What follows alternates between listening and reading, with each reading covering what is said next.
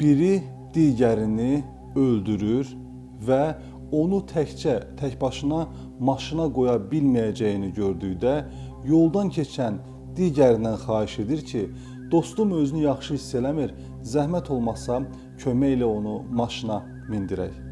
Həmin şəxs isə dostum yaxşı deyil deyib kömək etdiyi adamın artıq meyit olduğunun fərqində olmur və həmin cəsədi digər şəxslə köməkləşib maşına otuzdurur və özündən asılı olmayaraq məşum bir cinayətin qısa da olsa xidmətçisinə çevrilmiş olur. Həmin meyit aparılır, əcəlindən ölmüş bir şəxs kimi bastırılır. Lakin bundan xeyli müddət sonra yenidən qəbirdən çıxarılır və bəlli olur ki, o heç də yüksək dərəcəli narkotikin təsirindən ölməyib, əslində qəsdən öldürülüb. 9 il sonra açılan məşum bir cinayəti təqdim edirik. Bura TV11, adım Sərdar Amindir. Başlayaq.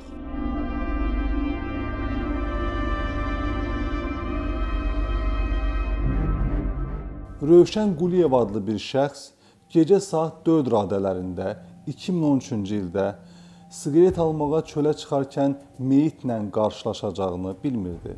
O, Bakının Çingiz Mustafayev küçəsinə çatmağa az qalmış, mağazanın qarşısında arxası üstə uzanmış bir kişi görür.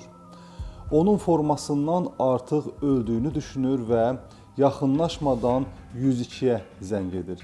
5 dəqiqə sonra polis əməkdaşları avtomobillə hadisə yerinə gəlirlər. Yasamal rayonu polis idarəsinin 26-cı polis bölməsinin əməkdaşları Çingiz Mustafayev və Zülfü Adıgözəlov küçələrinin kəsişməsində səkidə uzanan kişinin həqiqətən də artıq keçindiyini görürlər. Hadisə yerinə rayon prokurorluğu əməkdaşları məhkəmə tibb ekspertinin iştirakı ilə baxış keçirilir. Mərhumun gödəkçəsinin yan cibindən şəxsiyyət və sürücülük vəsiqələri, bank kartı, üzərində Mercedes markasının loqosu olan maşın açarı tapılır. Bəlli olur ki, o Bakı şəhər sakini 1976-cı il təvəllüdlü İsmail Zeynalovdur. İlkin olaraq onun qəflətən vəfat etməsi və üzərində zorakılıq əlamətlərinin olmaması bildirilir. Mərhumun hüquqi varisi Mehriban Zeynalova ifadəsində göstərir ki, qardaşı onunla birgə yaşayıb. 2013-cü il martın 29-da evdən çıxıb və geri qayıtmayıb. Morqda olanda onun meyidinə baxarkən boğazında və digər nahiyələrində barmaq izləri görüb. Beləliklə, xeyli müddət sonra ekshumasiya məqsədi ilə onun meyidi qəbirdən çıxarılır.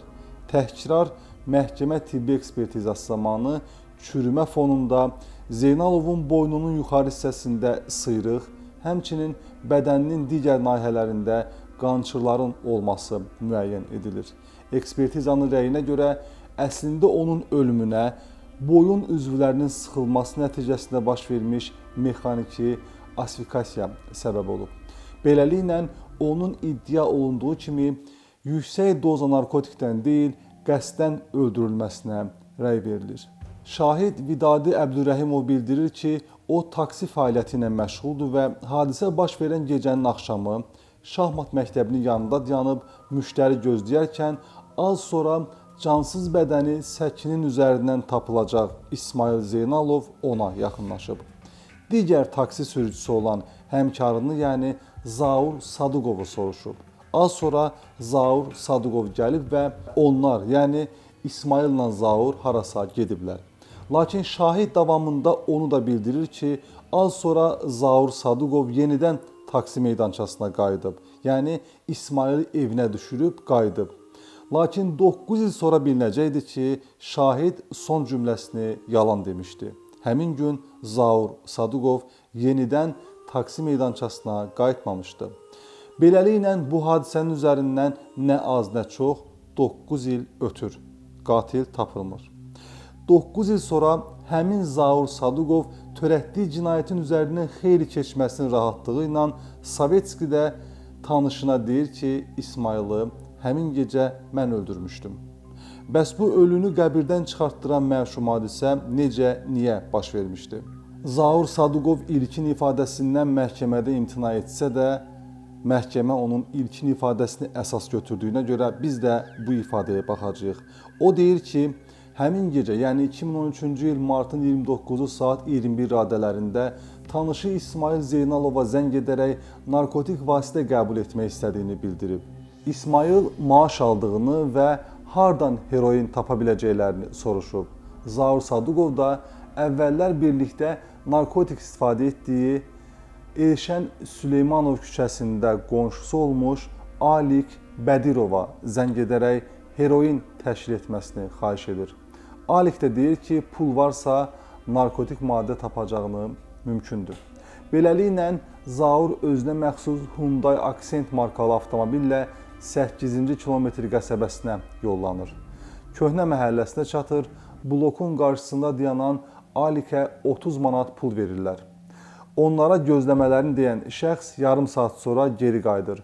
Alikin təklifi ilə üçü də 3-cü mərtəbədə yerləşən mənzilinə qalxırlar. Evdə Alikin anasından başqa heç kim olmur. Alik aldığı narkotik vasitəni hazırlayır və onlar inyeksiya yolu ilə həmin maddəni istifadə edirlər.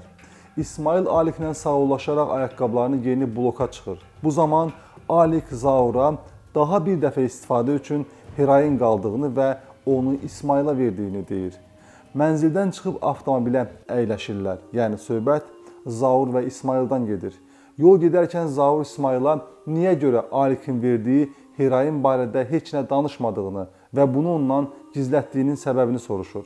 Cavab olaraq tanışı narkotik vasitənin pulunu özü verdiyini, yaxşı elədiyini bildirir. Nizami rayon icra hakimiyyətinin arxasından keçəndə İsmailin söyüş söyməsi Zaura pis təsir etdiyindən o maşını saxlayıb düşür. Yəni bunlar Zaurun iddialarıdır. Düşüb sərnişin qapısına yaxınlaşır.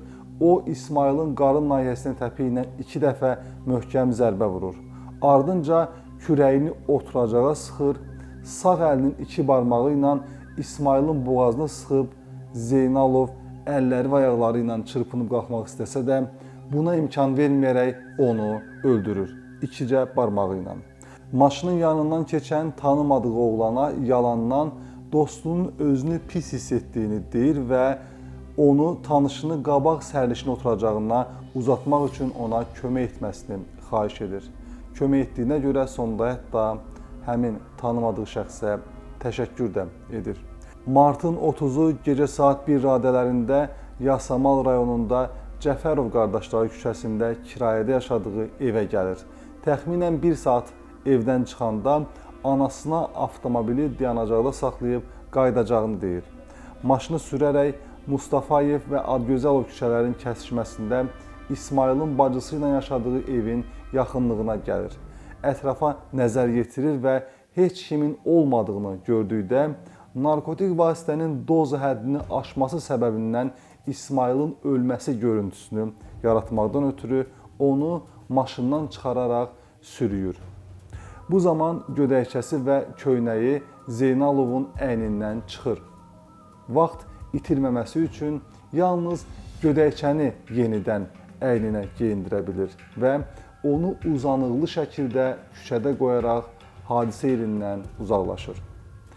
Zərərçəkmişə məxsus 2 ədəd mobil telefonu və köynəyi istintaqla müəyyən olunmayan yerlərə ataraq törətdiyi cinayətin izlərini tamamilə məhv edir. Məsələ budur ki, həmin ilin iyun ayında Bakı şəhər prokurorluğuna dəvət olunur. İsmail Zeynalovun ölümü ilə bağlı dindirilərkən yalan ifadə verməyi bacarır. İfadəsində martın 29-u İsmaili Nərimanov heykəlinin yaxınlığında düşürdərək çıxıb evinə getdiyini göstərir və törətdiyi cinayəti gizlədir. Bəs bu hadisə necə üzə çıxıb?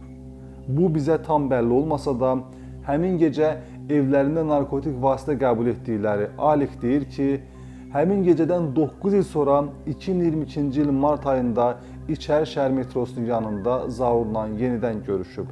Yenə də Sovetskiyə gəlib və Alikin evində birlikdə inyeksiya yolu ilə narkotik qəbul ediblər. Məhz bu vaxt Zaur söz vaxtına çəkdiyindən elə 9 il əvvəl mart ayında baş vermiş hadisənin nostalgiyasını paylaşıb və Alikə deyib ki, 9 il əvvəl mübahisə zamanı dostu İsmail Zeynalovu o boğub öldürüb. Lakin Alik onu da bildirir ki, həmin cinayəti dəqiq harda törətdiyini bu illər ərzində məsuliyyətdən necə yayınmasaq da heç nə danışmayıb. Alik bildirir ki, Zaur Sadıqovun ağır cinayət törətməsi haqqında heç kimə, o cümlədən polisə məlumat verməyib. Çünki bunun həqiqət olmasına inanmayıb.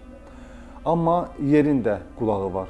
9 ildən sonra bu məşum hadisə üzə çıxıb, məhkəmə iclasında Zaur Sadıqov ittiham üzrə özünü təqsirli bilməyib. Bakı Ağır Cinayətlər Məhkəməsinin hökmü ilə Zaur Sadıqov 9 il 6 ay müddətinə azadlıqdan məhrum edilib. Salamat qalın.